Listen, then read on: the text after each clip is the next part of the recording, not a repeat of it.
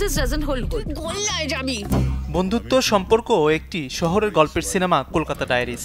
বাংলাদেশের পরিচালক রাশেদ রাহার নির্দেশনায় যেখানে অভিনয় করেছেন পশ্চিমবঙ্গের দুই জনপ্রিয় অভিনেত্রী শ্রীলেখা মিত্র ও দর্শনা বণিক। কে কাকে বিশ্বাসঘাতকতা করলো এবং করেছিল এবং আজ ওয়েব ফিল্মটি বঙ্গবিডিতে মুক্তি পেয়েছে।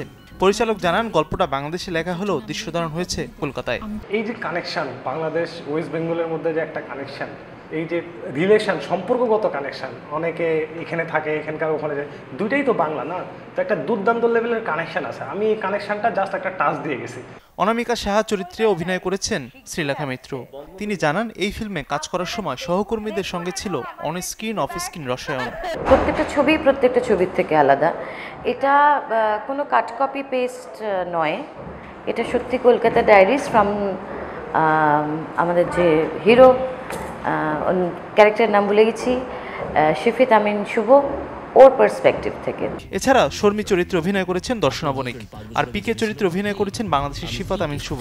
রাশেদ খুব ক্লিয়ার ও কি চায়, ওর সুন্দর একটা গল্প লিখেছে, যে গল্পটার মধ্যে খুব সিম্পলিসিটি আছে, শহরের গল্প আছে, যেটার মধ্যে কোনো মানে কি বলবো, ওর কাছে খুব ক্লিয়ার ছিল ভিশন, ও কি চায়, ও কেমনভাবে চায়, আর খুব সুন্দর সুন্দর লোকেশন বুক করেছিল এটার জন্য।